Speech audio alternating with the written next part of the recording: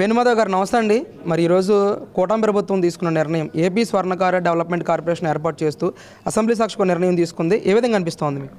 ప్రత్యేకంగా కూటమి ప్రభుత్వానికి అభినందనలు చెప్పాల్సిన అవసరం ఉంది. ఎందుకంటే నలుగురు ముఖ్యమంత్రులు చేయనటువంటి పనిని ఈ రోజున ముఖ్యమంత్రి నారా చంద్రబాబు నాయుడు గారు మరి ప్రత్యేకంగా స్వర్ణకారుల కోసం కార్పొరేషన్ ఏర్పాటు చేయడం అభినందించదగ్గ విషయం. దీన్ని మేము రాష్ట్ర జనరల్ బాడీలో ఈరోజు మేము మాట్లాడుకొని దానికి సంబంధించినటువంటి మరి కూటమి ప్రభుత్వానికి ముఖ్యమంత్రి నారా చంద్రబాబు నాయుడు గారికి, ఉప ముఖ్యమంత్రులు కొణిదెల పవన్ కళ్యాణ్ గారికి, మరి లోకేష్ గారికి, బీజేపీ వారికి ప్రత్యేక ధన్యవాదాలు తెలుసు తీర్మానం చేశాం. అలాగే ఈరోజు ఇక్కడ జరిగినటువంటి సమావేశం ప్రతి జిల్లాలో కూడా జరపాలని చెప్పేసి ఆ కార్యక్రమాన్ని ఒకటి తీసుకున్నాం. అలాగే మాకు ఫైనాన్షియల్గా సపోర్ట్ కావాలా బ్యాంకుల ద్వారా, లేదా మిషనరీ కావాలా, లేకపోతే శిక్షణ కావాలా అనే విధంగా అనేక రకాలైనటువంటి ప్రతిపాదనలు ఉన్నాయి. వాటన్నిటినీ కూడా ప్రభుత్వంతో మాట్లాడి దాన్ని ముందుకు తీసుకెళ్తాం.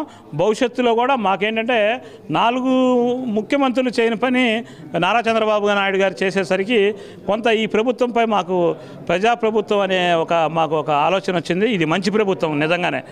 ఈ మంచి ప్రభుత్వంలో మా స్వర్ణకారుల భవిష్యత్తుని స్వర్ణమయం చేసుకోవడానికి మేము ముందుకు వెళ్తామని మీకు తెలియజేస్తాం. అంటే ఇప్పటివరకు కూడా బీసీ కార్పొరేషన్ నుంచి ఏమైనా నిధులు విడుదలైనా కానీ వీటన్నిటిని కూడా ఆస్వాదించేవారు.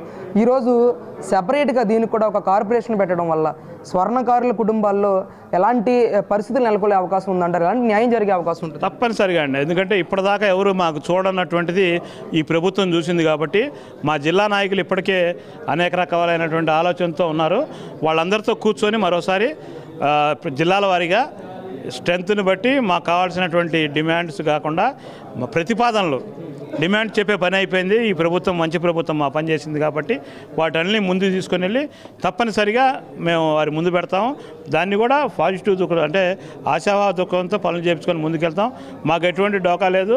ఈ 10 సంవత్సరాలు ఈ ప్రభుత్వం అందరికీ పనిచేసేటువంటి ప్రభుత్వం కాబట్టి స్వర్ణకారులు బతుకులు స్వర్ణమయం చేయడానికి భవిష్యత్తు ఈ స్వర్ణకారుల కార్పొరేషన్ ఏర్పాటు చేసింది. దానికి ఎన్డీఏ కూటమికి రాష్ట్ర స్వర్ణకారుల సంఘం అధ్యక్షుడిగా రాష్ట్రంలోని 1,62,000 కుటుంబాలు, 10 లక్షల మంది ఆధారపడిన స్వర్ణకారుల కుటుంబాల నుంచి అభినందనలు తెలియజేస్తారు. ఈ కార్పొరేషన్ ఏర్పాటు చేయడానికి మీరు కూడా ఎంతోమంది నాయకులను కలిశారు, ఎన్నో కార్యక్రమాలు చేశారు.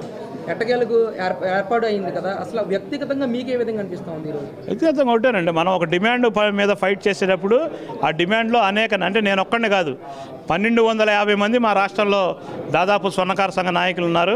152 యూనియన్లు ఉన్నాయి. వీళ్ళు ఒక్కొక్కళ్ళు మా పెద్దలందరూ కూడా ఈ డిమాండ్ల కోసం అనేక పోరాటాలు చేశారు. నా దృష్టి ఏంటంటే నేను అధ్యక్షుడిగా ఉన్న సమయంలో నేను ఏదైతే ఫైట్ చేయడం మొదలెట్టానో ఆ స్వర్ణకార సంఘం మా ఊరు నుంచి నేను జగ్గపేట నుంచి బయలుదేరినప్పుడు నేను చెప్పా, నేను సాధించాల్సింది ఉంది, దాన్ని సాధిస్తానని. ఈరోజు నా ఊరోళ్ళు మొత్తం ఆనందపడతారు. మా వాడు ఇక్కడి నుంచి వెళ్ళాడు, ఒకసారి 2008లో ఉమ్మడి రాష్ట్రంలో అధ్యక్షుడిగా ఓడిపోయాడు, 2014లో అధ్యక్షుడిగా గెలిచాడు, మరి బయటకు వెళ్ళాడు, ఇవాళ కావాల్సింది సాధించాడు, మా ఊరి పేరు నిలబెట్టాడని చెప్పి మనం మంచి చేస్తే మన వెనక అభినందనలు వస్తాయి. ప్రభుత్వం ఈ రోజున నా హయాంలో అధ్యక్షుడిగా ఉన్న హయాంలో అవడం నా అదృష్టం.